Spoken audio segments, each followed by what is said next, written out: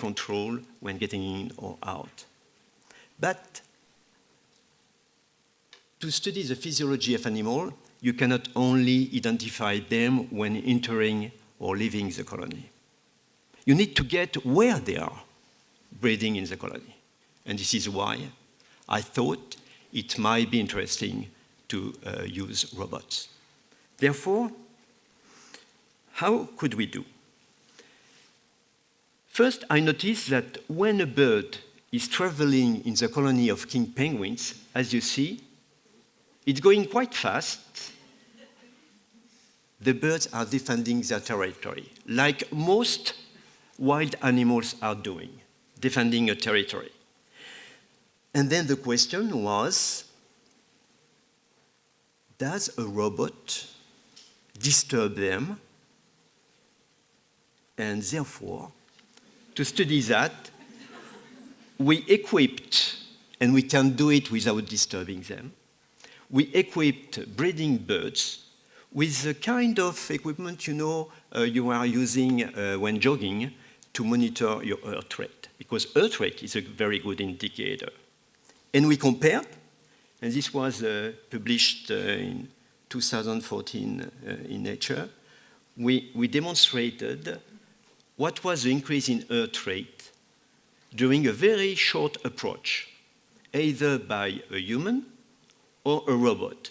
And then, from then, the robot did not move further. It's the same for the human. As you can see, there is only a small increase in heart rate during the approach of the robot. And this is the same increase when there is another penguin passing by. So the robot does not disturb more. The reason why there is a small increase is to fight, as they do with another penguin, to fight the robot. But with a human, there is a huge increase, as you can see. Furthermore, when the robot is motionless, you see that the heart rate is getting to the usual amplitude quite rapidly, within 1 minute only. But it takes much time when a human is there, even motionless, to go back to the initial value. And the reason it takes even 7-8 minutes after the departure of the human. And because in previous studies, the human would sit there to make recording, to register, to get information into the colony. But there is a huge effect. And this is why, because of the stress, you see that this person does not moving at all, but as you can see, there is a destructuration of the colony. While they don't pay attention when the robot is motionless. They don't pay attention at all, which is fantastic for what we want to do. And we already started studying using robots in colonies. There is some wind, you can hear, and you will see the robots approaching. The birds which are not incubating are leaving, and you see, and there is a curious immature bird following the robot, which is identifying those birds which have a tag within a fraction of a second and giving by GPS, very accurate GPS, the localization. And all these data are sent to the person which is making the remote control. It's very curious.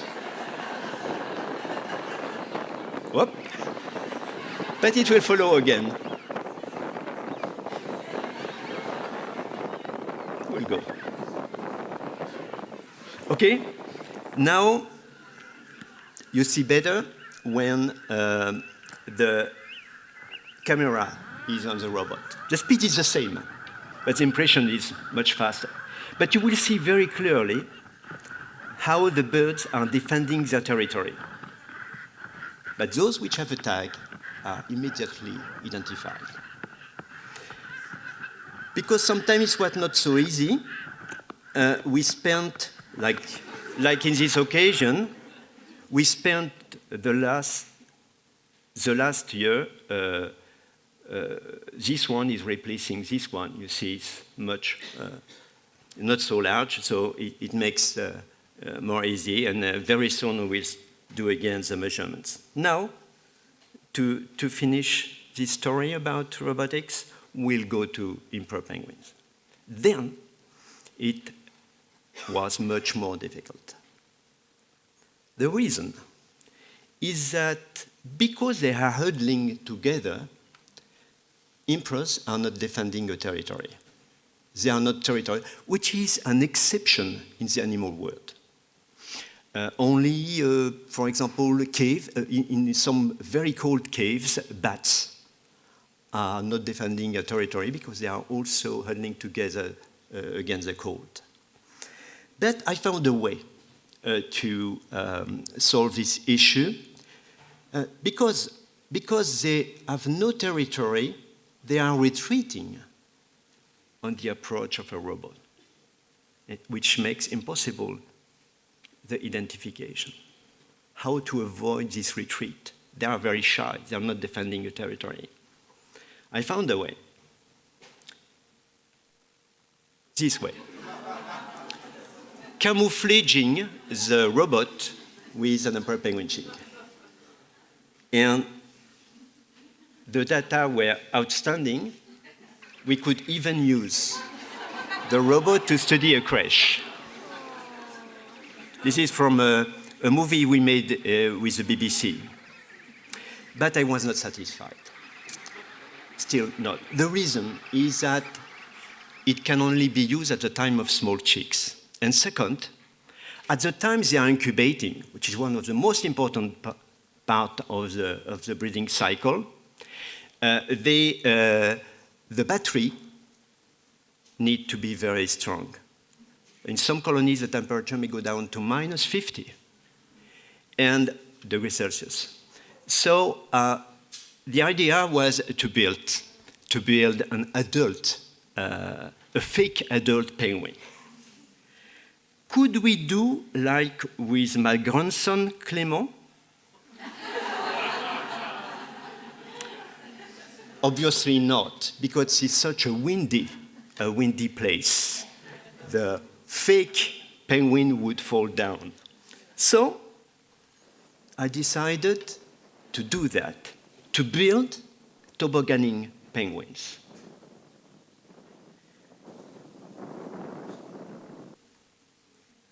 Therefore, this was the objective, to build a fake adult. And I have as an emeritus, I have a young team of very fantastic engineers in mechanics and electronics.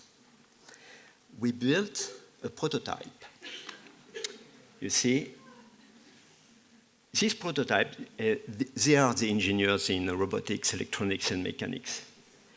And this prototype was sent to Antarctica, and this is from the eyes of the robot. They have camera in the eyes instead of the eyes, and here in the colony. But the results are not as satisfying as we thought, because here you have unemployed birds, which are very curious, but breeders that we want to approach are still a little bit shy. We think there are two reasons. Although we spent 1 year developing caterpillars, they are too noisy. And the birds are used to a gliding object. As you know, they are tobogganing on their belly. And the second reason we think is because they see in the UV, it was not a problem with the gray chick, but because of this yellow color here, this fantastic costume which was made by the cinema industry was probably not what we should have done. And therefore, we are now in the process of using a robot which will be sliding, making the noise I used to.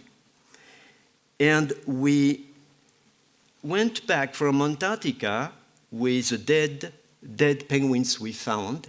And here in the Natural Museum of Paris, we are preparing a new prototype.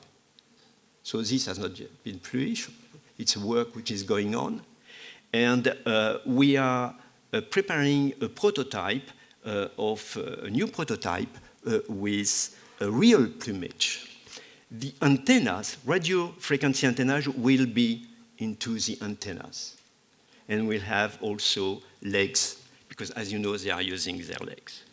So I've finished my story. What are the perspectives? We are also working, the engineers are developing a logger, which is a small electronic equipment, which can be implanted in the birds and which will provide information to the robot.